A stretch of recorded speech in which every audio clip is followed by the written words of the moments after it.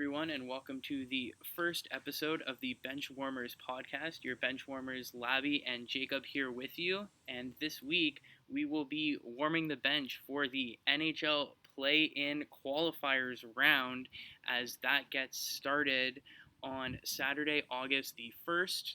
And so today, what we will be doing is we'll be breaking down the four teams on each conference who are through already to the proper playoffs, and we'll be just playing in the seeding qualifier rounds.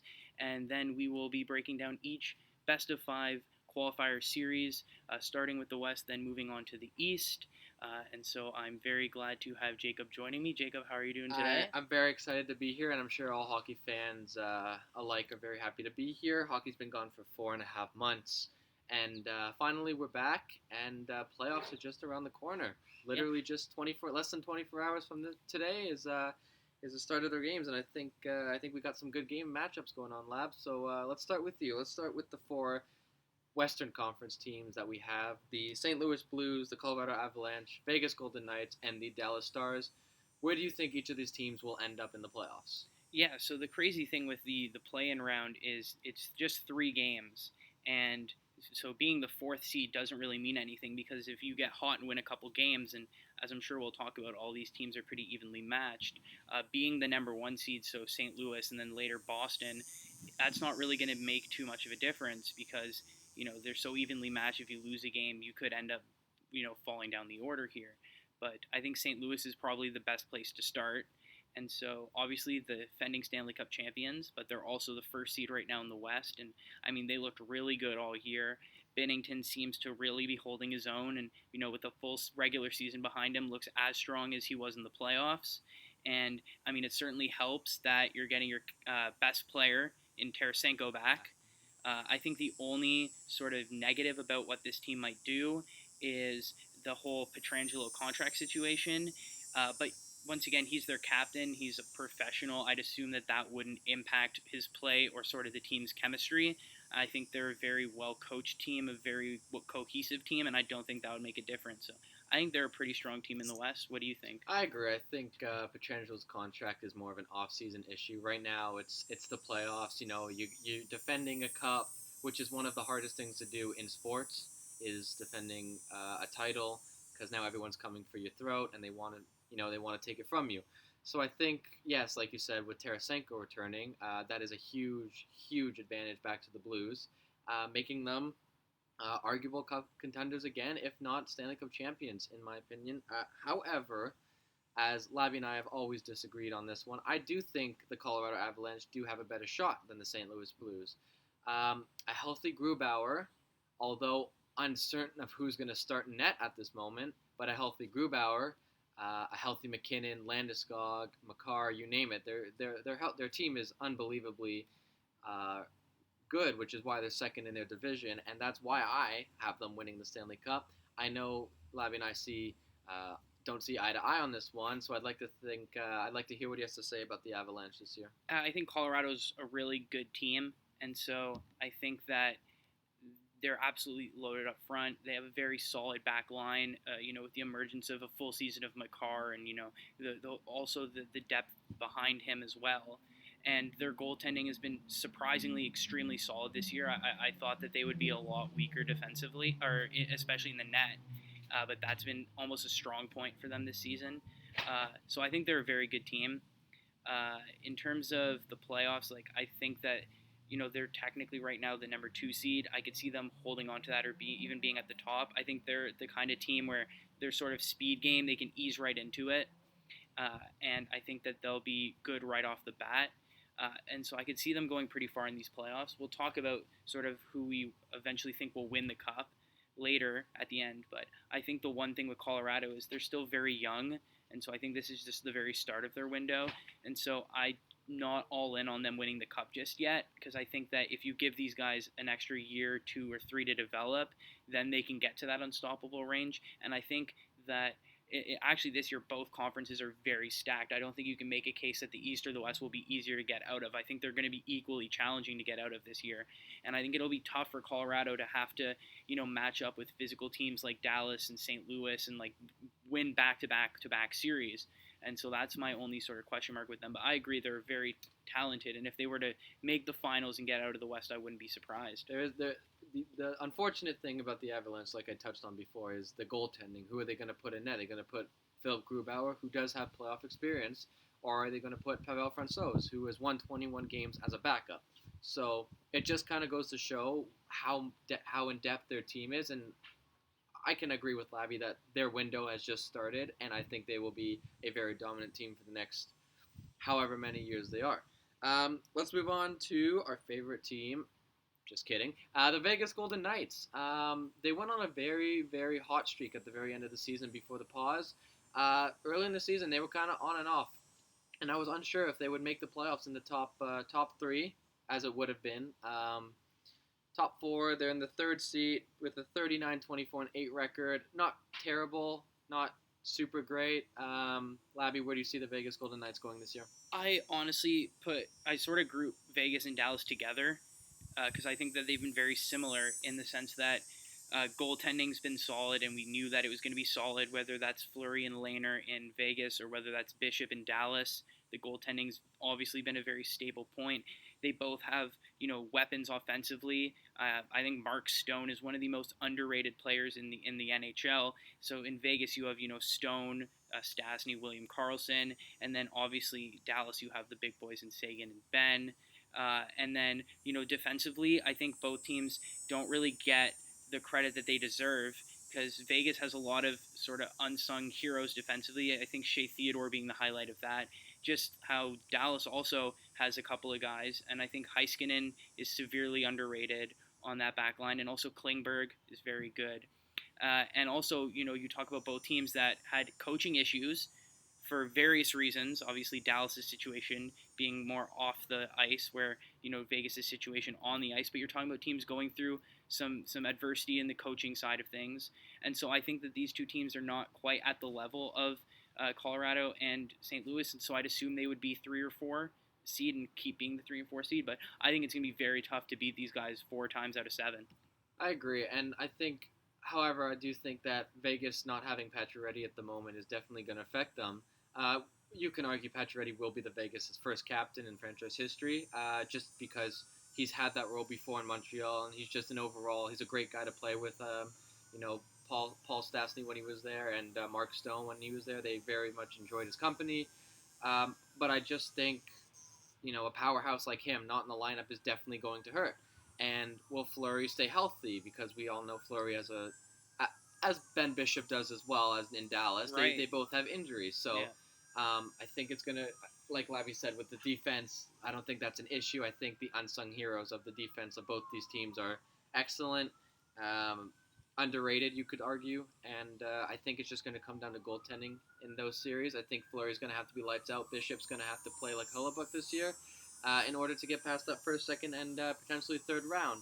Do you think that Lehner or Khudobin, if there were to be injuries, could move into that starting spot and the team wouldn't hit too big of a lull? Because they're very solid goalies. I don't know if they're Stanley Cup champion caliber goalies. So I'm interested. How much of an issue do you think that would be if they had to go to their backups? Well, I think Robin Lehner was completely run down in Buffalo. We all know we had some mental health problems. He came back. He won the award for mental health. I believe that's I think the Masterton. I think so too. Yeah, so he definitely showed that he can come back. He can bounce back from his demons that have been messing with him. So I think he's underrated, Robin Lehner. I think that when you put him on a team like Vegas and he wins 3 of his 4 first games played with them, I think if Fleury goes down, he'll be able to hold his own. Not just the fact that he's an underrated goalie, but the fact that he's played for so long for a few different teams. Took the Islanders to the second round last year. Yep. And then the Islanders kind of did him dirty a little bit, but I digress. I think Lehner definitely could step up. Khudobin, not so much. I like Khudobin, I really do. He's been in the league for a while, but I don't know if he could do what Lehner could do. Yeah. And it's unfortunate because I think he's an excellent backup. But if Ben Bishop goes down, Khudobin, who hasn't really had a starting job in a while, if at all, in his career, has to go into a playoff series as a starting goalie with all the pressure on him. So I think the pressure will get to him. Leonard has played with the Islanders. He was cool against the Penguins. Granted, the team kind of played extremely well against the Penguins. Unfortunately, the team kind of lost it against Carolina, but they were very close games because of Robin Leonard. So personally, I think Leonard will definitely, maybe not Stanley Cup, because it does take the deep goaltending you need. Like Ben Bishop has been to a finals. Ben Bishop makes the playoffs almost every year he plays on the team. Leonard has not, but because it's a different scenery and a different team, brand new chemistry, I think Leonard would be able to do it. But Hudobin, I don't see him being able to do what Leonard could do. Yeah, no, I would definitely agree with you on that. And so there's the 4 teams that are guaranteed to move on to what would be the first proper round of the playoffs. And then we have the qualifying round matchups. And this one's a little bit easier to talk about because we can do proper predictions. Yeah. Obviously, these are best of 5 series, and the games are starting this weekend. So Saturday and Sunday will be the game 1. And we'll start with the 5-seed Edmonton Oilers taking the 12-seed Chicago Blackhawks. I'm interested in your thoughts on this one. Obviously, the Oilers with McDavid and Draisaitl. The Blackhawks, a lot of people wondering whether they deserve to be here or not. But, pesky veteran team, maybe don't count them out. What's your breakdown of this series? Well, we all know McDavid and Crosby will, for the next few years, be in contest of the best NHL player in the league right now. Draisaitl putting up 100 points again with the help of McDavid, going again for another Hart Ross trophy. The Oilers are going to kill the Blackhawks. They're going to outrun them. Brent Seabrook is still injured. He had 2 surgeries on shoulders and 1 on his hip. He's old. He's done. I think his career should be over. Corey Crawford looked good in the exhibition, but it's just exhibition. It doesn't matter. Jonathan Taves is just not producing like he did. Patrick Kane would be one of the only threats I can see, and Dominic Kubalik. Yeah. Even Alexander Nylander, who's shown some extreme promise on the Chicago Blackhawks. I can see them maybe that being I think a threat. DeBrincat is maybe the only other guy who I'd be worried about. Because my question to you is, who do you start in goaltender for both these teams? Because that may change my opinion. Because if you start Mikko Koskinen, who has no playoff experience, compared to Mike Smith, who carried Calgary to a 4-1 series last year, and then you look at Corey Crawford, he's got 3 Stanley Cups, 20. Yeah, I think he was the backup that first year. Right. I think he himself has 3, and then he's 1, 2 as the guy. His backup is Malcolm Subban, who went to the finals with Vegas, albeit like riding the bench the whole time. Still, nonetheless, Crawford won 1 on the bench too. So, if Crawford's able to stay healthy, because he had COVID and he's recovered, so I don't know how it's affecting him, his play style. I don't know how it's affecting him physically, mentally. I don't know. I would put Mike Smith in. Labi, we both know that I'm a huge Mike Smith fan. I love the way he plays. He's just a cool guy overall. He's been to the conference finals a few times. He took the Phoenix, he put them on his back. And I think Edmonton runs away with this one. I say they win in 3 because I don't think I just don't think they have it in them. Yeah, I think that Crawford has to start net for the Blackhawks. I think that the only way the Blackhawks can even compete in this series is if you have a Corey Crawford who can play up to his best. And this is no disrespect to Malcolm Subban, or I believe the other goalie they have is Colin Delia. Colin Delia, yep. Yeah. And once again, no disrespect to either Subban or Delia, but they're just not up to the same standard that a Corey Crawford is.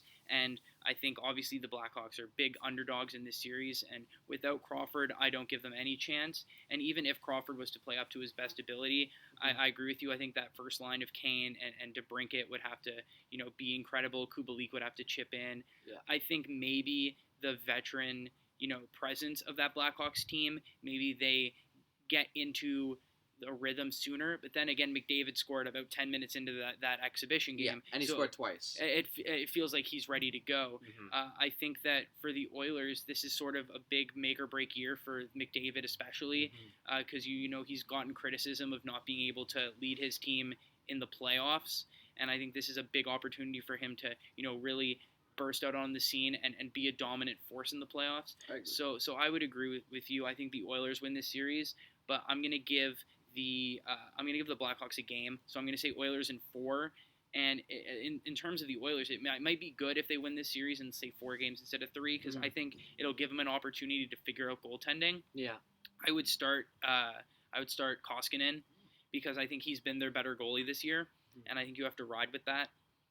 But then I think the good thing about that is you're playing the Blackhawks, so if the series ends up being tied 1-1, for example, and you want to switch to Smith, you're able to do that. And so I think the Oilers can sort of use this first round against Chicago to give both of their goalies game time and then figure out who they want going forward, because I think for the Oilers, their expectation is to go well beyond this round. I agree, and I think a lot of these matchups that we talk about, it's going to come down to which goaltender starts. There's a lot of teams that are on the fence about them. We'll get into more teams like that. We got we got the number 6 Predators versus the number 11 Coyotes. Labi, what do you think of this series? Well, I think first of all that the Coyotes should be way higher than the number 11 seed, given all the talent that they have on that team. Now, granted, injuries in net, I recognize that.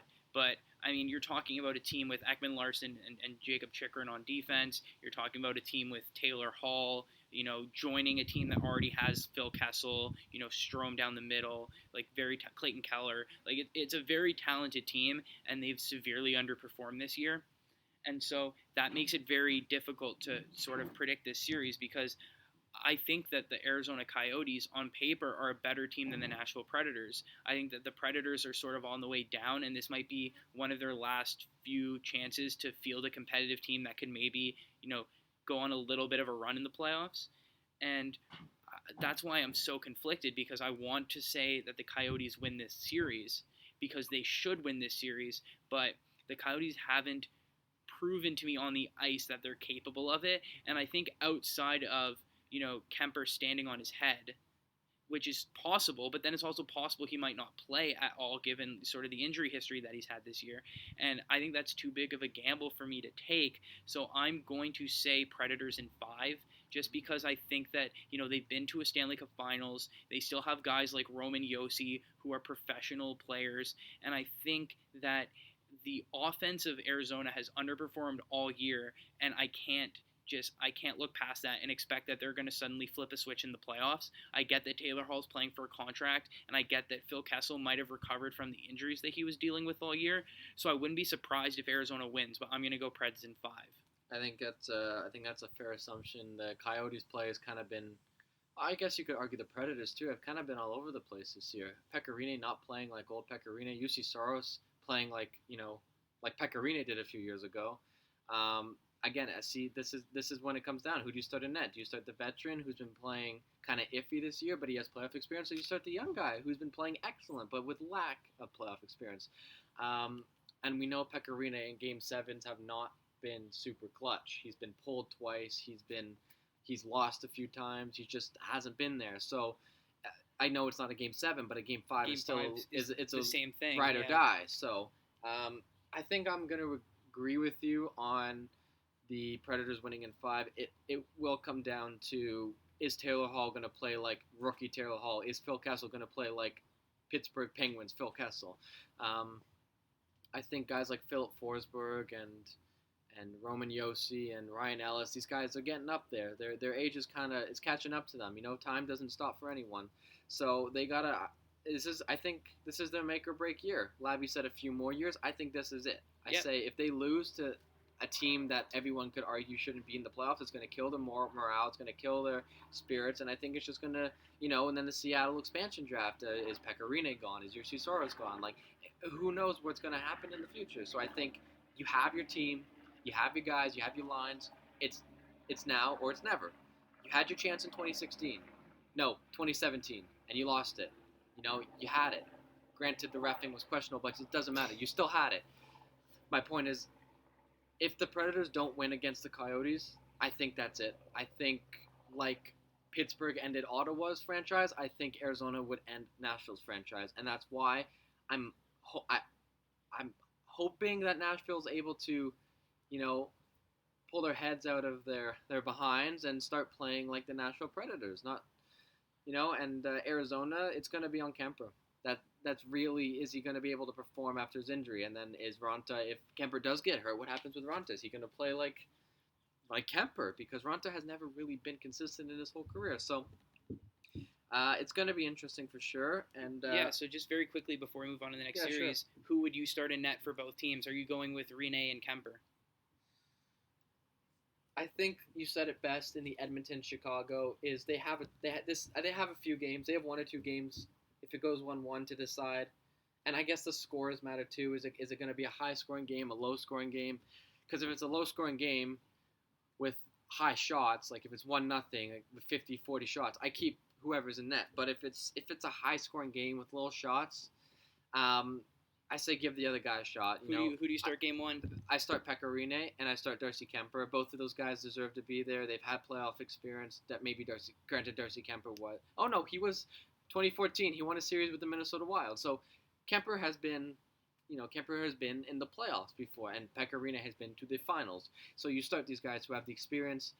No disrespect to Ronta or Saros. Both of those are very steady and sturdy goalies, but they just haven't proven to be as good or better. I absolutely agree with you. We got second Canadian team, my apologies. We have the Canucks, which look like a very good team this year, versus the overrated Wild, Labi.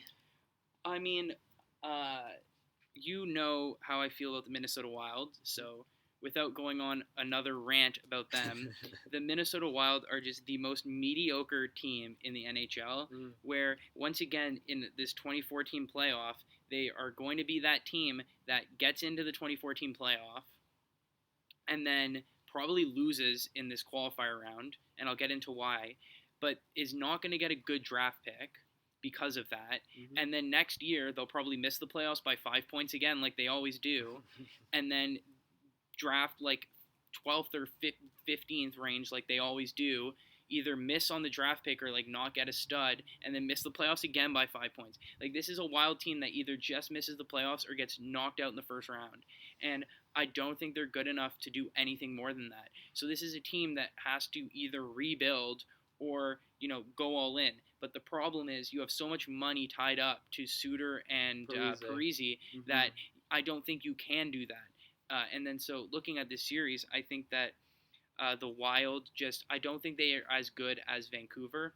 I think the only thing that would prevent Vancouver from winning the series is if the health of Markstrom is questionable, and also if those young guns don't produce. Right. But I'd expect Pettersson, Hughes, Besser, Horvat, all these guys to be pretty solid in the playoffs. But this is a big test for Vancouver because it's their first real taste of playoff hockey. Well, at least this young core. They were in the playoffs 5 years ago, but that was with the Sedins. Exactly. And I think the one problem with that is, it's a best-of-5 series, if you lose a game or two, like if you go down 1-0, that's a huge deal. If you go down 2-0, your life is already on the line. And so that's the one thing I would be worried about with Vancouver is I could see them maybe starting off a bit slow and not being able to recover.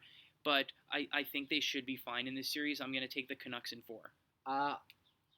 See how often we talk about goalies, because that's just how important it is. And there's a lot of teams with a lot of, good backups. There's a lot of teams with a lot of,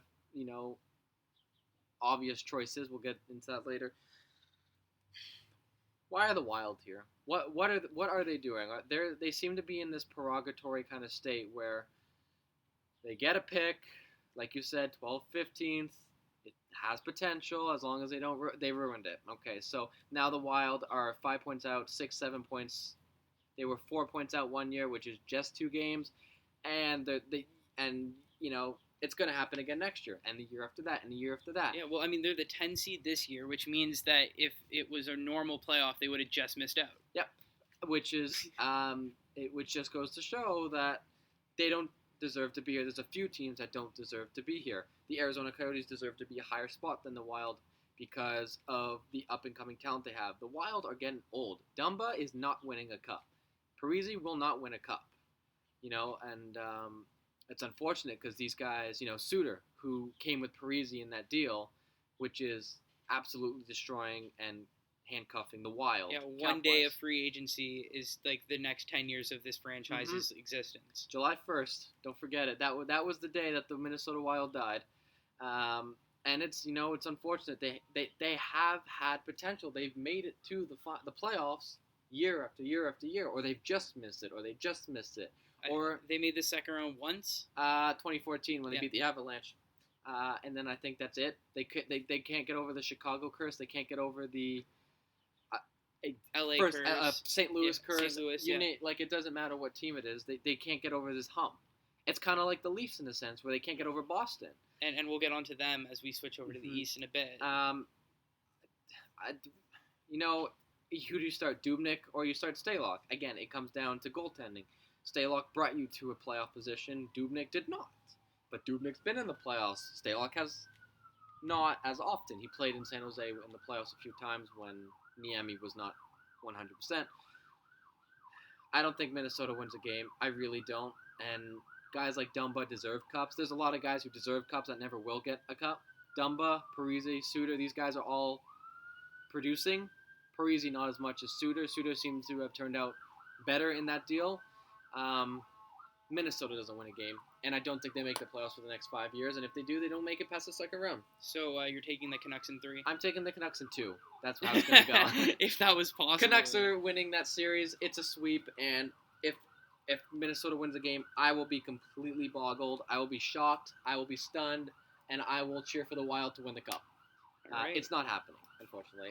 All right, so enough about the Wild and how wild their season has been. And speaking of more Canadian teams, Let's move on to the East. no, we still have one more Oh, series you're right. in the West. You're right. Oh my the goodness. 8 versus 9, The team I don't really care which about. is the Calgary Flames and the Winnipeg Jets.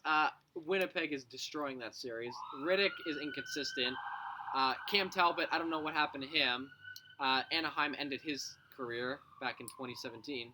And you have probably the Vezina winner in Hellebuyck.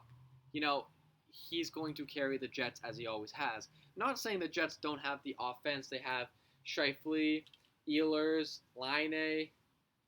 They got all these guys. Morrissey. They got all these guys that are definitely excellent players. My prediction, I don't want to say too much about this series. This is one of the series I don't plan on watching too much of. Not only because it just doesn't entertain me. It's a Canadian team is getting eliminated, and it's late at night, and I got work. So I say that the Winnipeg Jets win it in 4.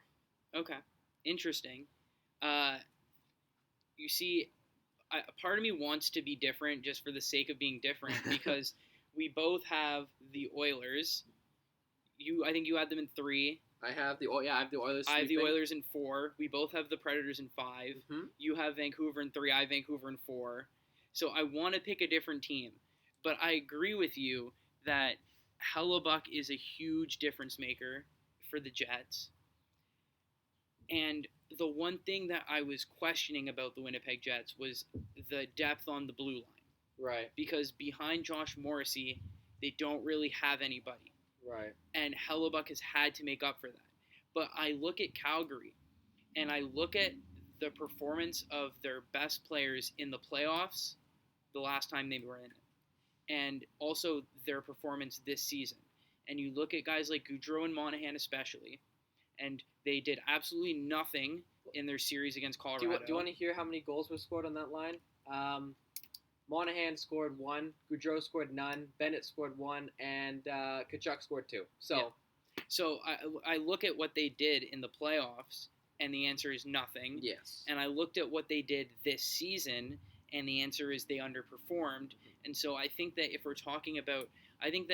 Calgary's offense plays at their best, they can really take it to Winnipeg's defense and wear down Hellebuyck and basically say, if you want to win the series, we're going to pepper you with 45 shots a night. You're going to have to stand on your head 3 times to beat us. And granted, Hellebuyck might still be capable of doing that. He'll definitely be able to do right? it. So that still might not be enough. And so that's why I have to take Winnipeg, because the only way I see Calgary winning this is if they just absolutely, pour it on against a weaker Winnipeg defense. And I just don't trust Calgary's star players enough to be able to do that. And even if they were to do it, I think that Hellebuyck could still steal the series. Oh, so for sure. For that reason, I unfortunately, for the sake of this not being interesting, have to agree with you, and I'm going to take the Jets also in 4 games. But it is interesting in the sense that even though we have different views on different players, we look at it as a team. We don't look at it as single players. Yeah. Although Hellebuck may be a single player, and that's the reason why we both picked the Jets. But Riddick and Talbot are just so inconsistent, and I can't, like you said, you can't trust them. Like, and I think the best part is we talk about the teams that we're more comfortable with, and it's the teams that have like a bona fide number one goalie, right? Like we don't even talk about who's behind Hellebuck and Winnipeg because it doesn't matter because their playoff hopes on how deep they're going to go completely rides on Hellebuck. I think it's Eric Comrie or something. I think it is. Yeah. I really don't know because Hellebuck is the guy. Absolutely, and I think the other reason we were so excited to go over to the East is because we might have a few different opinions over there, and we're going to start the same way we started with the West, which is with the 4 teams who do not have to go through the qualifiers, and they're the top 4 seeds in the East, and we'll start with the team that was not just top of the East, but I believe top of the NHL when everything got shut down, and that is Torontonians' favorite team, the Boston Bruins. Yep, Tuukka Rask owns us. They'll make the finals. They'll get to the conference finals at least. It's unreal, that line of Pastrnak, Marchand, and Bergeron. It's unbelievable. Their power play was first in the I believe it was first in the NHL. There's not much to say. This team is absolutely dominant. However, and I've talked about this before, is I do think Tuukka Rask is an overrated goalie. Labi and I have very different opinions on this, but Tuukka Rask in his whole tenure here in Boston has never won a cup. He's made cup finals, but he's choked. Not once, but twice. He's choked twice in the finals. He lost to Chicago in 2013, and he lost to St. Louis last year. Both of those were on home ice. So, Tuukka Rask is an outstanding goalie, but he will never win a cup. He will be the best goalie, or most... It's overrated because he won't win a cup. And he can win as many games as you want, but you and I both know playoffs are a completely different thing, and it doesn't matter what happens. If you don't bring that ring home, you will be called a choke, and he chokes. And as great as a player he is, he's a cool guy. He plays for a team that Toronto doesn't like, who Toronto gave away. So there's a lot of karma there, but I just think Boston will not win the cup this year. I have always said the cup will come out of the West. We'll talk about who we think is going to come out of the West. Labi, Bruins, what are they doing? I mean, you can't deny how dominant of a team they are. I mean, they have an excellent first line, arguably the best first line in the NHL. They have depth behind them, whether that's David Backes as a great veteran defensive forward. David Backes is on the IR. Is he on the IR? Mm-hmm. Well, okay, that maybe changes some things.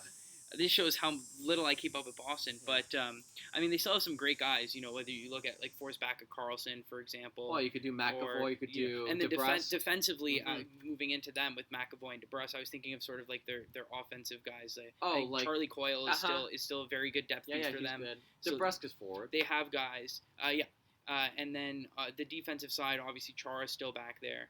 The one question mark is that there were a lot of guys who were not playing, whether that was even in their exhibition game or going back to like their scrimmages, they weren't playing, right. And like some top guys. And so the question mark becomes, how ready are these guys? Mm-hmm. So I wouldn't be surprised if they actually slipped in the seeding games and lost a couple of games. Okay. I mean, they lost in their exhibition game, but that doesn't really matter too much. Exhibition doesn't matter. Exhibition doesn't matter, but maybe they're just a little bit rustier than some of the other teams because some of their top players haven't had that experience. So I wouldn't be surprised if they slipped maybe to the 3 or the 4 seed. Okay. But once again, I agree with you. I think like they should be gunning for the cup. I think they could easily get out of the East. I think conference finals at worst should be their target. So I completely agree with you on that. And I also completely agree with you on I don't think that they're winning the cup this year. Wow, okay. But I think that sort of sums up Boston pretty well. And we'll move on to the 2 seed in the East. Captain Chokers. Which, Tampa Bay. The Tampa Bay Lightning. Oh, yeah. These guys are not winning a cup. Not with Stamkos, not with Vasilevsky, not with Hedman, not with Kucherov. They're not winning a cup. Now, Stamkos has some health concerns. Recently. Yep. And so that's questionable. He didn't play the exhibition.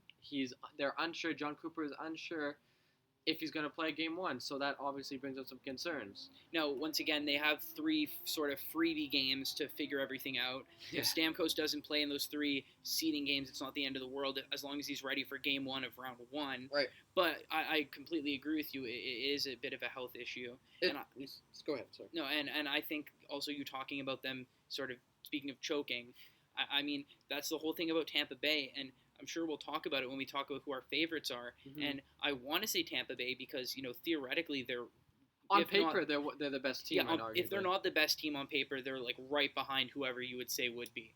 And this is a dominant team. Mm-hmm. Whether that's down the middle, whether that's defensively in net. This is a team that by all they should be winning the Stanley Cup. No matter which way they you should have measure been it. winning for the past 5 years. And they should have won in the last 5 years the way that they've played. How many cups they have? 0, because they've not done anything. They won. Who cares how many games it was last year? 50, whatever it was. Or did they hit 60? They hit 60 games last year. And how many playoff wins did they get? 0. And so once again, I think that if you're a team that is coming off of a qualifying win with some confidence and you're facing Tampa Bay, you would feel like, hey, let's take it to these guys. Yeah, Columbus did this to them last year. Let's say we can't do it. Exactly. And so I think that with Tampa Bay, I'm not going to put my faith in them until they can show me how dominant they can be. Now, they absolutely wiped the floor with Florida in the exhibition game, and if they can keep up at that level of performance throughout the playoffs, they're going to be very hard to beat. I think the thing with me and you is we look at that performance and don't think they can keep that up in the playoffs because they haven't shown that. Well, look at the last 7 years. 2013, lost to Boston. 2014, lost to Montreal. 2015, lost to Chicago in the finals. Granted, they made the finals. Still lost. 2016, who'd they lose to? Pittsburgh. 2017, who'd they lose to? They lost to Washington, right? They lost to Washington. 2018, who'd they lose to? 2018 they lost to Washington. 2017 was Pittsburgh again. No, it wasn't Pittsburgh. It was Boston, Ottawa. Maybe? Oh, you're right. It was right. Ottawa. 2018 lost to Washington. 2019 lost to Columbus. Yeah. There are teams that you should have won against. And being swept by Columbus last year is an absolute... It's just a morale destroyer. You can win 45 games or 43 games, however many games you win. If you don't win those last 16 in their case, because they don't have to play in the entry games, it doesn't matter. And we saw that from last year, our first round elimination. It was definitely something to watch. As a Maple Leaf fan, it definitely was fun to watch. Actually, in 2017, they didn't even make the playoffs. Oh, okay. So, there you go. Didn't even make the playoffs with a healthy Vasilevskiy. Yeah, because I was going to say, I don't remember Ottawa winning against Tampa, and the reason why is because there was no Tampa Bay in the playoffs that year. So, there you go. So, they didn't even make the playoffs. It just goes to show that it doesn't matter what happens in the regular season. So, yeah, they missed the playoffs by 1 point behind the Leafs just sneaking in as the last wildcard team. And once again, you're talking about, that's the year after you blew a 3-2 lead in the conference finals. Mm-hmm. And the next year you don't even get into the playoffs. So definitely looking at a team that neither of us trust, and for good reason. Mm-hmm. Now moving into another team that had some choking labels. However. But they actually got it figured out and won themselves the Stanley Cup. 2018. And now the question mark is whether they can do it again. And we have the Washington Capitals. What's your take on them? The Grade 8 will strike again. Can't hate that guy. He's a fun guy. His slap shot is unreal. He was doing it in an exhibition. He lit Carolina up, lit Mrazek up in that exhibition game. Absolutely ridiculous. Holtby looking like a beast, as Holtby does. The Capitals will make it at least to the conference finals. That's a bold prediction. It is a bold prediction, and the reason why I say that is because even though Ovi is older, he's still producing. Yeah. Look at guys like, who's older right now and not producing as well as they want to be. I'm trying to think right now. Look at Patrick Marleau on the Pittsburgh Penguins. He's not producing, and he's old just like Ovechkin is. What's his excuse? So I think the Caps, if Tampa doesn't choke, or Boston, they play one of those two teams in the conference finals. I don't know if they make it to the finals again this year. I kind of don't want to see another Washington win, and I'm sure you don't either. Being a Pittsburgh fan and all, that was probably not fun for them to finally get over the curse. Uh, but if they play Pittsburgh, if they have to play Pittsburgh at some point, I don't know if it's possible. I think It's definitely possible. I think they'll choke in that series again. I think they had their 1 year success, and I think that just got to their heads, and I think they're going to play out of their mind. Pittsburgh is an interesting story. We'll talk about them later against Montreal, but I think the Caps go pretty far this year. So I think the Caps have it in them to go very far this year, but at the same time, I think that we saw a lot of their weaknesses in the series against Carolina last year in the playoffs, Right. and I think that, we saw them lose to a team in the playoffs that wasn't Pittsburgh. But I think, And hold on. I think, sorry, I don't mean to interrupt. Go ahead. I think they had everything to lose, and Carolina had nothing to lose. No, absolutely. And I think that's absolutely. a big reason why Carolina won. We'll talk about that And later. obviously, they were Stanley Cup hangover. It's very difficult to go Yeah. back to back. I mean, Yeah. Pittsburgh did it. But, Ovi knows how to party, I'll tell you that. But I'm sure that the Washington celebration was a little bit more intense than the Penguins celebrations with Ovi leading the charge there. So where do you think they're going this year? My main point with that is I think that the rest of the NHL realized, we don't need to be the Pittsburgh Penguins to beat the Washington Capitals. And I think that, if they were to play a team like Carolina, for example, Again. or like the Islanders, or even a Columbus or a Toronto in the first round of the playoffs, I think that any of those teams could really push Washington to the brink. Mm-hmm. And so I don't want to go out here and say that they're going to make the conference finals, because I could see them losing in the first round, and then obviously whoever they have in the second round, whether it's Philadelphia, who we're going to talk about next, or Pittsburgh, or I could easily see them losing in either of those series. Right. But I agree with you that I could still also see them maybe getting out of the East, especially if Tampa continues to choke and Boston deals with some problems. Hmm. And so I think Washington are the second toughest team to sort of predict. Yeah. Because I think they could go either way, and that leads into who I think are the toughest team to predict, and that's the number 4 seed Philadelphia Flyers, because they came in to the restart. They when the season shut down, they were 9-1 in their last 10, I think, Mm-hmm.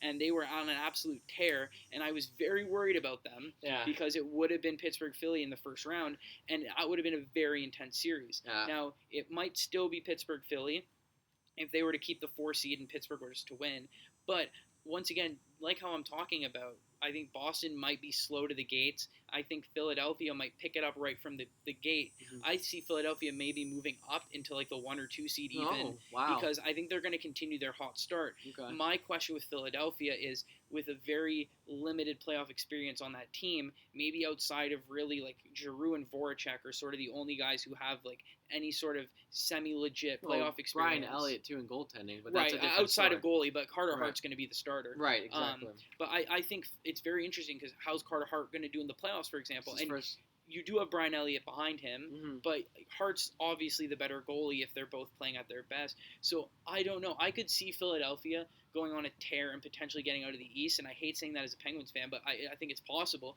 But at the same time, I could see Philadelphia losing in the first round because they can't figure out that playoff system or that playoff mentality. I agree. I think Washington and Philadelphia are two of the toughest teams to predict because I could see them going far, and I could see them getting like first round exits, and I wouldn't be surprised in either way.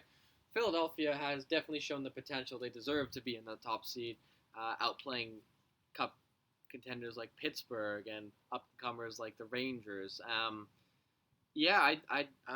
Philadelphia's tough. I really don't know what to think of them. Like, they're a good team. They're a young team, aside a few old guys up at the front. They got guys like Konechny, and they got guys like Gothisbehere in the back. And, yeah, Carter Hart, he's a great goalie.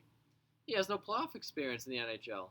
And, I think that may affect him. I think that may not affect him because look what happened with Binnington. What if he does a Binnington Like rip? Binnington and Murray, you look at the last Stanley Exactly. Cup winners, you have Murray 16-17, Binnington 19. They're all guys with very limited experience in general, let alone playoff experience. These were all rookies, so Hart can definitely do it, but Will he do it is the question. Exactly. I'm not going to say anything on the Flyers because I really don't know. I think they'll be a team to watch, and I think watching them play and seeing how they adapt to different teams is definitely going to be interesting. No, absolutely, and I think you look at the possible series that you could get in the first round. You could have the Penguins play the Flyers, the Penguins play the Capitals, which would be an amazing series. You could have Leafs Bruins again, which would be a great series. You could have a Battle of Florida with if Florida decides to get everything together, they Uh-huh. could possibly play Tampa. You could have the two New York teams squaring off in New York versus New York. Oh yeah. So the East could have some amazing matchups, and like teams like Philly and Washington are definitely at the start of that. But obviously, to get these interesting matchups in the first proper round, we have to talk about who's getting out of the qualifiers, and we'll start with the 5th seed Pittsburgh Penguins taking on the 12th seeded Montreal Canadiens. And to remove the bias from this one, with myself being a Penguins fan, I'm going to throw it over to you to open up the discussion on this one. I have a bias too, being a Leaf fan. So let's take all the biases out. Let's look at this team. I hate Montreal. He loves Pittsburgh. So let's take all that away. Montreal is not winning that series. Carey Price has to be God, and Carey Price will not be God. That is the only thing, in my opinion, that will stop Montreal or just push them back. Will stop Pittsburgh or push them back. The first line, you have a diabetic one who may not even play. Yeah. You have Tatar, the meme, and you have Dano, or is it Lehkonen? Like, I don't even know. Zach Aston-Reese said he didn't, who's a member of the Pittsburgh Penguins, said that he didn't know who was on Montreal's first line. Exactly. And I don't think he was saying it in a disrespectful way. I think he was saying it just matter-of-factly. He doesn't really know because they have a very deep team, but it's not very top-heavy outside of Domi. Well, even as a Leaf fan, I don't know who their top line is. Carey Price will be their Lord and Savior if he's able to be their Lord and Savior. Shea Weber will be solid as usual. Yeah, Shea Weber he'll be a big body presence. You're gonna have to worry about from the slap shot from the point and the blocks on the penalty kill. But Montreal's not winning. You and I can both agree that Montreal's not winning that series. You think Montreal win a game? I was going to say I'll keep my prediction short. The first thing I want to say is that I'm very glad that Crosby is back, played in the exhibition game. I was worried he left the first inter-scrimmage game that the Penguins had and missed the other ones, missed a couple practices, but he's good to go, which is huge for the Penguins if they want to have any shot of going deep in the series. But in terms of breaking down the series, I think Price steals a game. I think Penguins in 4. I'm trying not to be too biased, but I mean, Montreal doesn't really deserve to be here, and I think Pittsburgh should handle it. So I'm going to say Price steals a game, Penguins in 4. You were generous. I don't think Price steals a game. I think Price comes close to stealing a game. I don't think he steals a game. And I think Pittsburgh is going to sweep Montreal in that series. And then one-word answer before we move on. Who starts game 1 for Pittsburgh?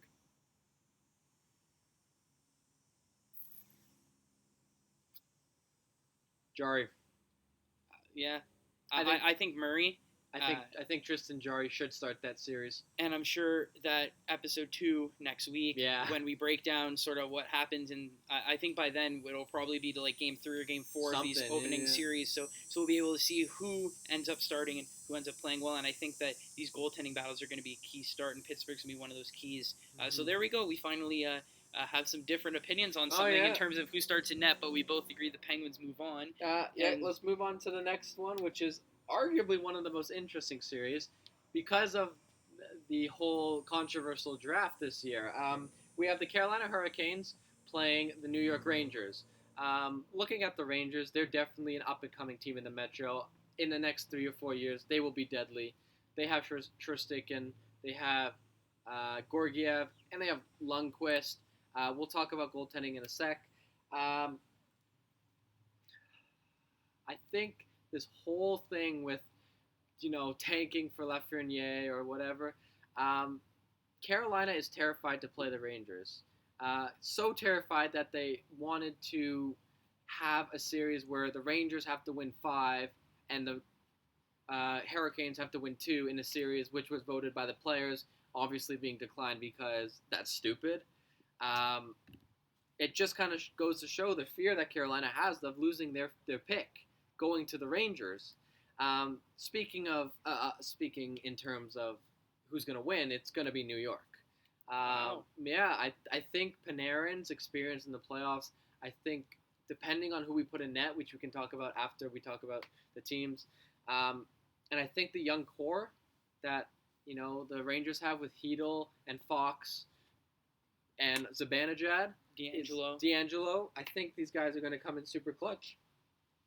One of the things I like about Carolina is Rob Brind'Amour. He played for the Hurricanes. He won a cup with the Hurricanes. He knows what it's like. He took a team when Peters was fired. He came in and he said, "Okay, I'll take this team and make the finals." They made the conference finals, losing to Boston in 4. Doesn't matter. Still took him to the playoffs, and now he's back again in the playoffs. Having a player as a coach, arguably, is one of the better options, in my opinion, in the league. That's why a lot of the teams with great records have coaches who have been players before. Carolina, I don't think they're going to win this series. I think New York is just going to pepper the hell out of Mrazek. They're going to pepper the hell out of Reimer. Mrazek gets hurt. Reimer goes in. Reimer gets hurt. Who we got? We got another David Ayres. David Ayres goes in net. As a Leaf fan, I don't want to talk about that game. But so you have Rangers in 5? I have Rangers in 5. Rangers in 5. I do think 4 of those games will go to overtime. Interesting. Bold prediction here. You heard it here first. Heard it here. I wonder what the odds are on that. We do not recommend you gamble on that odds of 4 overtime games. No, this is not a pharmacy. This is the mind of Jacob. Yeah, this is a predictions, not a sports gambling advice podcast for sure. This is where we can finally disagree on a team of who we pick. Because I have the Hurricanes winning this series. How many games do you have them winning in? I'll get into that. Okay. Because I completely agree with you that the Rangers were a team that we're expecting to be where they are now 2 years from now, but their rebuild has been so good that it's fast-forwarded 2 years, and they find themselves in a legit playoff spot, right, or borderline legit playoff spot. A little bit earlier than they wanted to. You can argue that they deserve to be there. I would agree that they deserve to be there. No, they're definitely not out of place. Mm-hmm. I think that if the Metro hadn't been so stacked this year, they probably would have solidified themselves as more of a solid playoff team. And even as it is, they might have snuck in to a legit wildcard spot if the season hadn't been canceled. Right. I think that Panarin has played the hell out of that contract, which I didn't think was possible given how much they're paying him. Yeah. But he's playing up to that contract. And look, he's going for the Hart this year. Absolutely. I think he absolutely deserves that nomination. I think that they finally sort of figured out their goaltending. I agree with you that Shesterkin probably gets to start game 1. Oh, really? And then I think that they have a very good team. And I think that they have enough veteran presence. Like Zibanejad's probably going to be a very good player in the playoffs. And I think that the youngsters are going to still play well. Like, I don't expect D'Angelo and Fox to just disappear in this series. Right. But, I mean, when we look at the Carolina Hurricanes, I think that people forget that they were in the conference finals last year. They were one of the last 4 teams in the NHL. And they haven't lost anybody from that core. In fact, you can argue that defensively, they've gotten so much better. And people, I think, forget about that Carolina back line because they either acquired players at the deadline to replace the injured players, and now all of the injured players, with the exception of Dougie Hamilton, right, who's going to miss game 1, but I would expect him to be back at some point in that series, they're all healthy again. So this is a team that is absolutely loaded on the back line, and they make the trade for Sami Vatanen, mm-hmm. and this is a team that arguably has the best defense in the NHL, 1 through 6. And I think that you still have Aho, you still have Teravainen, you still have so much firepower up top. And this is firepower that got them to the conference finals. Mm-hmm. Because they weren't winning the 3-2 game. They were winning 5-4 games in the playoffs. And you can argue that wasn't sustainable, and it wasn't when they ran into a legit team in Boston.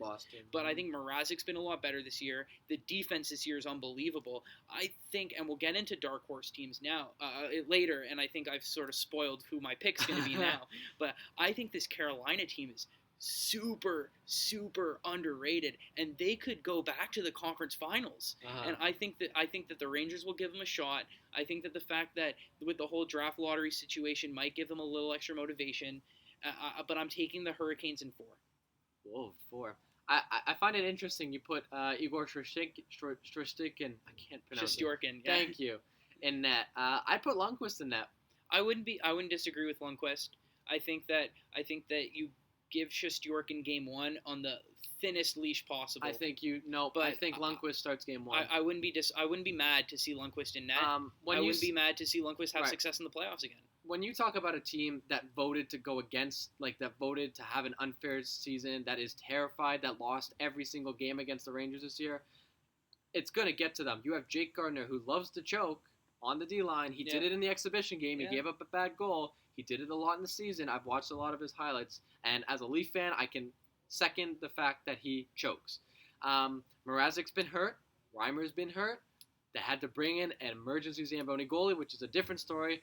Again, I keep bringing it up. I wish not to. I think goaltending steals the series. I think, like you said, they were winning 5-4, 6-3. Like, they were scoring a lot of goals, but they weren't saving it. So I'd like to see what happens if they run into a hot Lundqvist or a hot Mrazek or like a good goaltending. But I think it's going to come down to that. I think it's going to be a lot of high scoring. I think this is going to be a great series, and I think that is, you can tell based on the fact that we have two different predictions. We have Rangers in 5 and we have Hurricanes in 4. And I have 4 of them going to overtime. And I wouldn't be surprised if we saw a couple overtime games, or if they didn't go to overtime, they were very tight 1-goal games the whole way. Moving on. Okay, let's move on to probably the most boring and overrated and probably least watched series. It's the battle. It's the rematch of 2016. New York Islanders versus the Florida Panthers. I don't want to spend too much time on this series. I think it's going to be pretty one-sided. You know what? Actually, I don't think it's going to be one-sided. I think it's going to be a complete blowout. That's what I think it'll be. It'll be a gun show. There'll be goals everywhere, or there'll be no goals at all. So, what's your prediction? I hate both of these teams. The Islanders treated Tavares poorly, and they've been inconsistent. The Florida Panthers are just the Florida Panthers. They're used to no fans. This is a home field advantage for them. Bobrovsky's overrated. Definitely not playing up to that contract. Way overrated. Unlike Panarin, he's not. Yeah, like you said, he's under 900 save percentage. You can't do that when you're getting paid the highest amount by a goaltender. But he has been in the playoffs before. He swept the Tampa Bay Lightning. Varlamov has not won a series. Has not won a series, I don't think. And then Greiss obviously won that series against the Panthers. So I think you would start Greiss here. Wow. Because he has the Panthers number, which had Barkov, which had Huberdeau, which had Keith Yandel, which had all these guys. Just a few different additions in Yager and a different goaltender in Luongo. I think you start Greiss. I think you start Bobrovsky, but I think their leashes are tight. And I think they're very thin. If Bobrovsky goes down 1-0 or 0-1, you put Drider in net. Wow, Chris Drider. That's bold. That's bold. Because Chris Drider was winning most of their games when Bobrovsky was underperforming. I think that it would take a really bold coach to sit a goalie that you're paying $10 million a year. Well, look at Joel Quenneville, who has cups. He has cups. He has rings on those fingers. But I absolutely agree with you. If any coach could do it and have the the audacity to stick to that, it would be Quenneville. It'd be an older guy like Quenneville or who are you taking in the series? This is a series I don't plan on watching. Maybe I'll tune in to see how bad Florida is. I just have a vendetta against Florida, but I think Florida takes it in 5. Wow. Okay. As much as I hate a team, as much as I dislike a team, I think Florida outperforms. Matt Barzal's been inconsistent. I don't know who else is on Lee, Beauvillier. Those guys are okay, but Barkov and Huberdeau and Hoffman, that power play is absolutely disgusting. Yeah. I think it's going to come down to special teams in this series. Not so much goaltending. Both goaltenders are going to let in a lot of goals. This is where we actually disagree again. Okay. And maybe this is me putting too much stock into what happened last year, but as a Penguins fan, I went into that first-round series against the Islanders not really concerned because talent-wise, at every spot on the ice, the Penguins were better than the Islanders. They should have won that series. But the Islanders played such a great system that it didn't matter how good we were. Right. The Islanders were walking the ice with us. Yeah. We did not deserve to be in that series. The sweep was honestly not, fair enough. Looking at it as an Islanders sweep, I watched every second of those games. We were not in any game for more than 5 minutes. It was so tough to watch because I'm watching, and we'll only be down 2-0, but I'm watching the game, and even at 2-0, I know the game is over because of the way that the game is being played. Right. And I just trust Trotz, and I trust the system that the Islanders play so much, where if it worked so well against the Penguins, and I think it can work so well again, and I think also they have the advantage of with this restart, I think that teams that can play a system are going to jump right away. I wouldn't be surprised if the Islanders win Game 1 and Game 2, and then Florida can't rebound in time. And with this being a best-of-5 series, I think that the Islanders being able to get off to a hot start is a huge deal. So I'm going to say the Islanders win this in 4. 4. Okay. And I was so close to saying Islanders sweep, but I think that maybe Florida gets 1. But I think that the Islanders win this series. I'm going to go Islanders in 4. Okay, fair. And I'm not going to comment anymore because this is a series I just really don't care about. Yeah, and you know what? I'm actually kind of interested in watching a bit of this. I'll probably watch the third periods. And maybe the last minute of the third period. I think, I don't know, I get why a lot of people are saying this is going to be a boring series because I think, it's probably not going to be the most exciting hockey, but I think it's going to be a very, tactical series to sort of examine. I think watching a bunch of these games is Florida was able to come back a lot during the season. Yep. Twice they were down 4-0, one against the Bruins, and they won both of those games. So I wouldn't be surprised if they go down 2-3-0 that they come back. And still pull up a win, yeah. That'll be very interesting to see. I will. And then finally, we have a very interesting series. You know what? This is more interesting than people will admit. No, I think it's very interesting, and obviously, both of us being from Toronto, this series is going to get talked about the most. Mm-hmm. We have the Leafs, as you can tell, versus the Blue Jackets. But I agree with you. I think that this is a very intriguing series because you have a team in the Toronto Maple Leafs where, you talk about statement years, and we mentioned Edmonton, this is the year that Toronto has to win a playoff series, because if they don't win against Columbus, they have no excuses anymore. Fair enough, you had to play Boston and Tampa and Washington they've actually never played Tampa in the playoffs, but you had to play Boston or Washington, and Tampa's in your division, so fair enough, it's going to be very hard to win a playoff series. But now you have Columbus, and then you have a team that, Matthews and Marner and Tavares and all these guys you can't use the excuse of they're young anymore because they're not on rookie contracts anymore. No, they're Matthews was on set for 50 goals this year. They're on big boy contracts, and they're playing very well, and they need to deliver in the playoffs. And then on the other hand, you have a Columbus Blue Jackets team that no one thought would be here because they lost all of their key players after last year's free agency, yet speaking like the Islanders, Torts in his system in Columbus has been incredible with what he's been able to do with this team. And the only thing that I think is different for me is when I look at the Panthers in that previous series, I see a team that's not as talented and has question marks in net, which is why I think that the system of the Islanders will work so well. But when I look at the Toronto Maple Leafs, I have a team that has so much firepower and also has a very solid goalie in Frederik Andersen, where I think that Columbus is definitely going to be in this series, and I wouldn't be too shocked if Columbus were to win this series, but I think that the system isn't going to be as effective because the individual talent that the Leafs have is just very much to the next level. But I'm interested to hear what a diehard Leafs fan has to think about this one. Well, okay, let's put my bias aside. Let's put the fact that I love Columbus for doing that to Tampa and absolutely humiliating them. That was beautiful. This is a very interesting series because I don't think there's a clear necessarily winner. You have to go deeper and deeper into the talent on both teams. You have a hot goalie in Merzlikins who had 5 shutouts in his first 10 or something. Elvis Merzlikins has been incredible this year. Something ridiculous like that. So he's probably going to get the nod. Korpisalo has been iffy. The big question with the Leafs is Freddie going to be healthy enough? He's had a few injuries in his career, not as severe as goalies like Price or guys like Corey Crawford, example. But it's still there. It lingers. But now that the Leafs have a backup in Jack Campbell, I think they don't have to worry so much about goaltending. Tortorella has got a great system, and obviously we can tell it won him a playoff series. First time Columbus has ever won a playoff series in their history, and he won it against the best team in arguably NHL history. So that's definitely something Columbus has got going for them. If we look at Toronto, the first line, Matthews, Marner, Nylander. The second line, Tavares, Kapanen, Mikheyev. We got the third line in Kerfoot, Kapanen. I said Kapanen already. Mikheyev, and I can't remember the third one, but it doesn't matter. We have raw lot of depth. talent. A We lot have of depth. We have lines. Especially on offense. And our fourth line with Clifford and Gauthier are rough. And Muzzin on defense and Riley coming back from injury.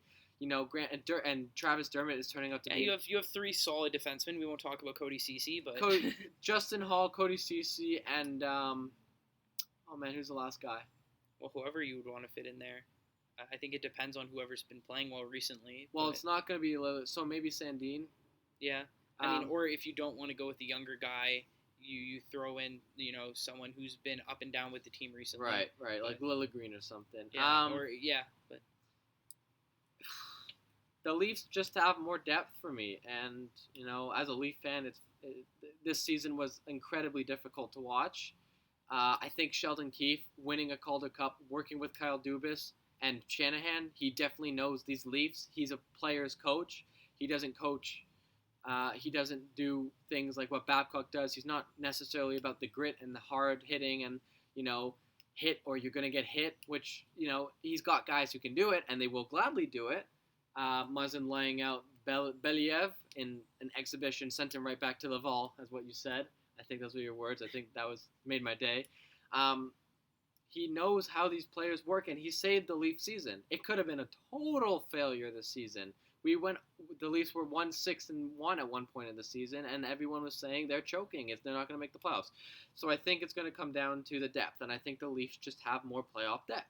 And I think Nick Foligno, I can't even name guys on the... Cam Atkinson, that's who it was. Cam Atkinson, Zach Werenski, Werenski. I don't think they're enough to stop the Leafs.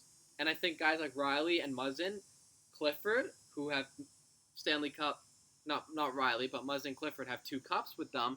They know what playoff hockey is like. So what are you? So you're saying Leafs in how many games? Leafs in 4. All right. And no games go to overtime. All right. Now, for me, this is very tough because I almost want to go out there and make a crazy prediction. Yeah. Oh, make it more interesting then, wouldn't it? I almost want to because I can see a reality in which Columbus gets a game early, and then they only need to get one more. And I think that if this series stretches to 5, there's just something about winner-take-all games with the Toronto Maple Leafs that doesn't mix. So I think that if Columbus can somehow find a way to push this series to the 5th game, that they can win this series. The question becomes, can they find a way to push this series to the 5th game? And I think it's going to be very tight because Columbus prides themselves on being a roll 4 lines team. But the thing about Toronto is, as much as they're top heavy, they also have very good depth. And so it's very tough for me to try to write off a team like Toronto because I recognize that their 3rd and 4th lines can still very much match up with Columbus's 3rd and 4th line. And so I do think that Toronto will win this series. How many games? So I do think that Toronto will win this series, but I'm going to say Blue Jackets in 5. Wow. And you know what? It's okay to disagree. I won't. But I think Toronto. That is me saying that I think Toronto will win this series. But it would be a hell of a show. If I had to pick a dramatic upset, it would be Columbus. So I think Toronto will win the series, but I'm gonna say Blue Jackets in 5 just to throw a bold prediction out there. Okay. And speaking of bold predictions, we're just over an hour. Yeah. And so we're not going to keep you guys for listening too long. Thank you for everyone who's still listening after this point. We appreciate it. I know our voices can get quite annoying after a while. But so very briefly for maybe the last 5 minutes here is just who you think will come out of each conference and then a dark horse for each team. So just quickly for me, I think that coming out of the West is way tougher for me to call, but I am going to go with, I want to say Colorado, but I'm going to say St. Louis just because I think they're too good. So I think St. Louis gets out just ahead of Colorado, and then my dark horse team in the Western Conference are the Vancouver Canucks. I think that if they figure it out, they can go pretty far. It's a matter of if they figure out. That's why they're my dark horse team, because if those young players can play up to the level that they're capable of just in the playoffs, I think that they're going to be very tough. in the East, my dark horse team, as I mentioned earlier, the Carolina Hurricanes, I could see them going extremely far. And then in terms of which team comes out of the East, that's another team that's so difficult to pick. But I agree with Jacob in the sense that I don't trust Boston and I don't trust Tampa Bay. And because I am a biased fan and I don't want to say Washington or Philadelphia, I'm going to say Pittsburgh. Do I really think that this is going to happen? I think there's a chance. It's probably not the smartest pick for me, but just because I don't trust Tampa and Boston and I don't want to say Washington and Philadelphia on the record, I'm going to say Pittsburgh comes out of the East. You swallowed your pride on that one, huh? Yeah. So I'm going to disagree with you on just about everything you just said there. Which is perfect. You have St. Louis coming out. I have Colorado. You and I both know that I have Colorado winning the Cup. McKinnon's going to win it. Grubauer's going to be lights out, and it's going to go back to Colorado. And I think it's going to be good for them. McKinnon, Landeskog, they all deserve it. My dark horse team is the Nashville Predators. Now, they're a higher seed than the Coyotes. But if the Coyotes win a game or two, Nashville is almost next to done. And then once they get that, they're going to have to play one of the best teams in the league. You know, if they play Dallas won the series last year. Nashville lost. So, this may be the last year they have it. So that's why that's my dark horse coming out of the. As a one last chance to get it done. It's do or die. And I think if they don't win, they die. Coming out of the East. I have the Leafs. No, I'm just kidding. I have the Flyers coming out of the East. You see, like I don't want to say them. So I know. I'll say it for record. You're saying it for both of us when you say that, but for sure, yeah. Yeah, that's fine. So agreeing with me that you want the Flyers to come out. Okay. No. Agreeing with you that I could see it happening. This is if the Flyers don't choke. Like we said, it can go either way. If the Flyers win that first series, they're making it all the way out of the East. I think they're going to play Colorado in the finals, and it's going to be one of the weirdest, unconventional matchups in the finals that has been in a while. My dark horse team. Oh, it's tough. Oh, man, this is tough. And I don't think you're going to like me for this. It's Montreal. All right. Carey Price, if he gets hot, the offense just has to score 2 goals. Or just even 1. If Carey Price, even if he gets 40 shots on him a night, if he can stop 39, 40 pucks, they will win that division. And they're going to go against some tough teams, but they have Tampa's number. They've beat Boston before. And if the Leafs end up playing them for some weird reason, which I don't think it would happen, they've beat the Leafs a few times this season too. So I wouldn't, as much as I hate Montreal and I don't think they're going to win that series, if they do, they can ride that momentum. And they can ride hard that momentum. We saw in 2014, they weren't expected to go far. They made it to the conference finals, where they lost to the Rangers, who ended up losing to LA. So I wouldn't be surprised. And as a Leaf fan, I hate that. I'll say that on record because I have no pride and no shame in saying it, unlike a Pittsburgh fan on saying the Flyers.